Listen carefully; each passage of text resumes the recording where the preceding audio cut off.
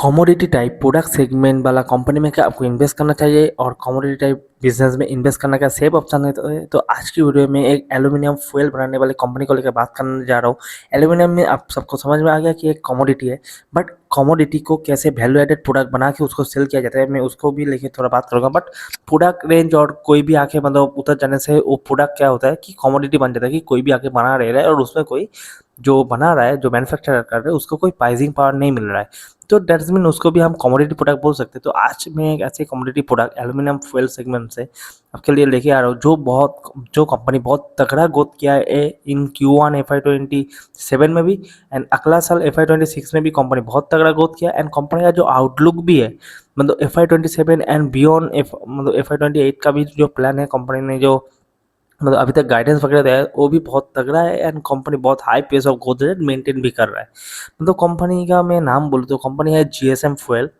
तो कंपनी का मैं हिस्ट्री बोलूँ तो कंपनी सिंपली एल्यूमिनियम फुएल, आपको कोई भी मेडिसिन वगैरह दवाई होगा तो उसके पीछे में जो पोलेप रहता है, जो एक पेपर रहता है जिसको फाड़ के आपको मेडिसिन निकालना पड़ता है, तो वही बनाता है कंपनी। तो कंपनी का जो पूरा कैटेगरी है वो बहुत ही सिंपल है।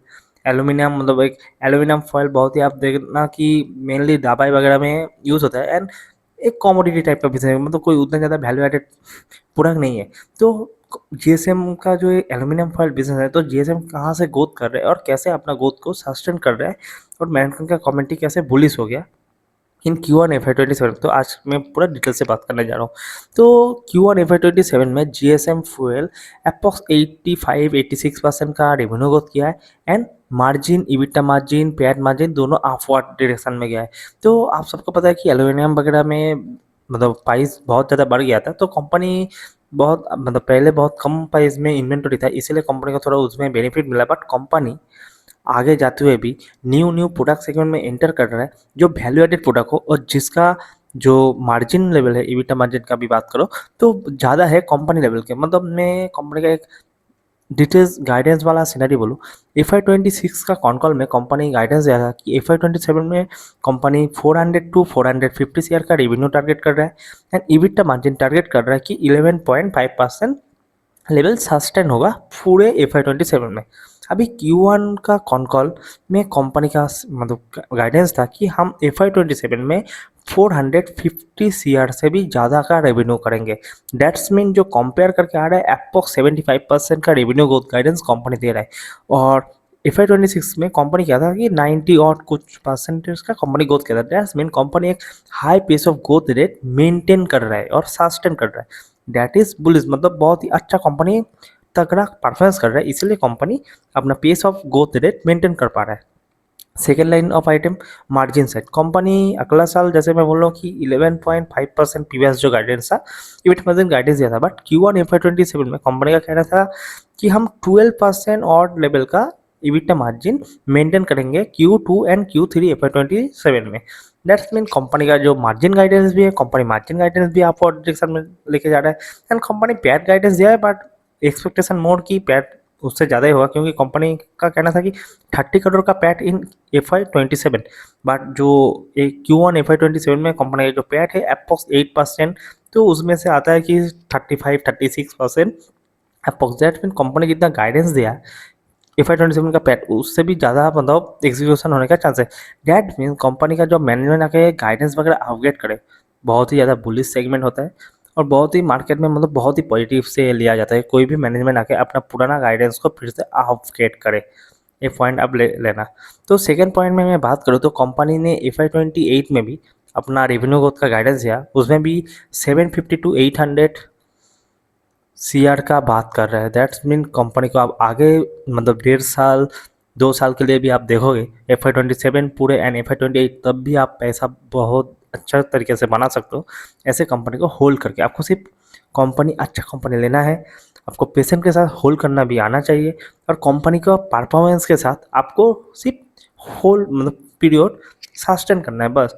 और GSM का एक बहुत तगड़ा बात है जो मुझे अच्छा लगा, GSM हर एक मंथ अपना मंथ ऑन मंथ जितना बिजनेस टर्न होता है वो अपडेट में दे देता है। तो दैट्स मीन आपको कोई मतलब 3 महीना बाद आपको ऐसे वेट करने के लिए जरूरत नहीं कि रिजल्ट में क्या होगा, सरप्राइज आपको कुछ मिल जाए, ऐसा कुछ नहीं होगा, क्योंकि कंपनी अप्रॉक्स 10 दिन के अंदर नेक्स्ट मंथ की 10 दिन के अंदर जो प्रीवियस मंथ होता है उसका एक रेवेन्यू, एक ओवरव्यू कंपनी प्रोवाइड कर देता है। दैट्स मीन आपको एक कॉन्फिडेंस मिल जाता है, हाँ कंपनी जो गाइडेंस वगैरह दिया है कंपनी सेम मतलब राइट पाथ थ्रू जा रहा है, मतलब कंपनी सेम लाइन और सेम डायरेक्शन में जा रहा है, आपको दिखाई दे रहा है।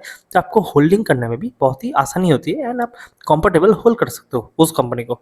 तो जीएसएम का जो मैनेजमेंट का कमेटी वगैरह था वो भी मुझे अच्छा लगा। एंड कंपनी का मैं बोलूँ तो ग्रोथ कैसे सस्टेन होगा, तो कंपनी का अभी नाउ मतलब 3 नंबर यूनिट भी चालू हुआ रिसेंटली, Q1 में चालू हुआ, लेकिन उसमें कैपेक्स उतना ज़्यादा नहीं, सिर्फ 1 सीआर से भी नीचे, मतलब 50-60 लाख का कुछ कैपेक्स लगा। एंड उसमें से मैन्युफैक्चरिंग से कंपनी का जो रेवेन्यू मिलने का बात है FY 27 में, वो एक्चुअली एक रफ कैप सेगमेंट है जिसका मार्जिन, जैसे मैं बोल रहा हूँ कि 11.5-12% का मैनेजमेंट गाइडेंस है, बट उसका मार्जिन 18-20% का ईबिटा मार्जिन लेवल का कंपनी ने बोला है कि मार्जिन है। That is mean higher margin level, but उतना ज़्यादा FY 27 में कंट्रीब्यूट नहीं करेगा, सिर्फ 30-35 ऑट का। और FY 28 में कंपनी का कह रहा था कि 60 ऑट सीआर का कुछ रेवेन्यू कंट्रीब्यूट करेगा, बट हाई मार्जिन बिजनेस है, इसके लिए ओवरऑल बिजनेस में मार्जिन एक्सलेट होगा। दैट मीन आपको थोड़ा ऑपरेटिंग लेवरेज ओवरऑल व्यू में थोड़ा दिखाई देगा।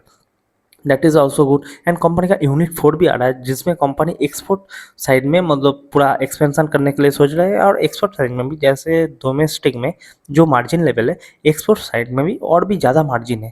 दैट्स मीन कंपनी 2 सेगमेंट, एक मैं बोल रहा हूँ रॉफ कैप यूनिट जो 3 और एक यूनिट 4 जो फुल्ली एक्सपोर्ट साइड में होगा, तो दोनों मतलब न्यू 2 सेगमेंट जो यूनिट फैसिलिटी है वो हाई मार्जिन को कैटर करने जा रहे हैं। दैट्स मीन कंपनी का ओवरऑल जो मार्जिन है, जो नंबर आप देख पा रहे हो, वो आगे जाते हुए बेहतर होगा। That's mean revenue growth rate maintain कर रहा है, कंपनी का मार्जिन अपवर्ड डिरेक्टली में जा रहा है, इसलिए कंपनी आज कैपेसिटी एडिशन कर रहा है एंड कंपनी मैन्युफैक्चरिंग चालू कर रहा है। इतना ज़्यादा पॉजिटिव। अभी रिस्क क्या है?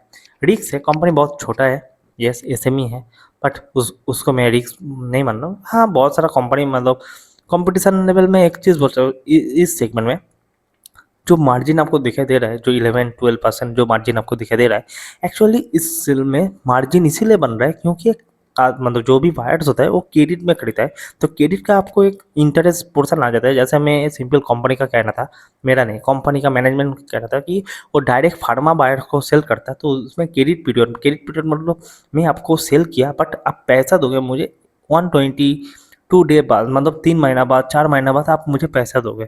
तो उस टाइम में जब 4 महीना बाद आप पैसे हो तो मुझे उस हिसाब से कैलकुलेशन करके इंटरेस्ट चार्ज करना पड़ेगा। मेरा तो P&L में अच्छा दिखाएगा कि मैं हाई मार्जिन बिजनेस सेल कर रहा हूँ, बट मेरा कैपिटल वर्किंग कैपिटल में फंस गया, जिससे मुझे प्रॉब्लम होगा आगे जाते हुए बिजनेस को ग्रो करने के लिए, क्योंकि मैं आपको पैसा सेल कर रहा हूँ लेकिन मुझे पैसा नहीं मिल रहा, मुझे पैसा 4 महीना बाद मिल रहा, तो उससे बिजनेस स्केलेबिलिटी नहीं बनती। बट कंपनी मीडियम 60 देखा, रिसीवेबल 35, मतलब डिफरेंस चैनल सेगमेंट में अलग अलग है, पर उतना ज़्यादा कैश ऑन कैरी बिजनेस नहीं है।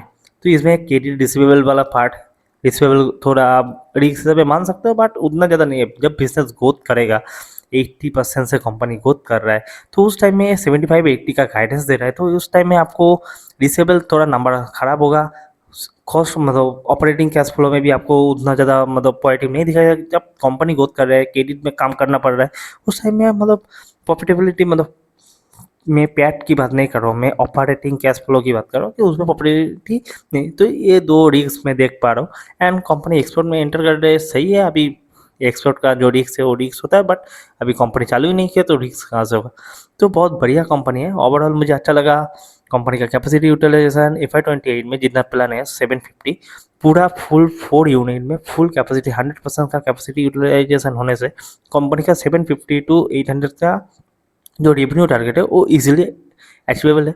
तो कंपनी का मैं एक्सपेक्ट कर रहा हूँ आगे जाते हुए भी आपको 5, 6, 7 मतलब प्लान आपको दिख जाएगा, क्योंकि कंपनी रुकने वाला नहीं है, कंपनी बहुत दूर देख रहा है। एंड कंपनी का जितना ज़्यादा रेवेन्यू बढ़ेगा उतना पैट मिलेगा, और जितना ज़्यादा ग्रोथ करेगा आपको उतना फ़ायदा होगा ऐसे शेयर होल्डर। तो आप मज़े लीजिए, और आपको लेना है तो आप देख लीजिए।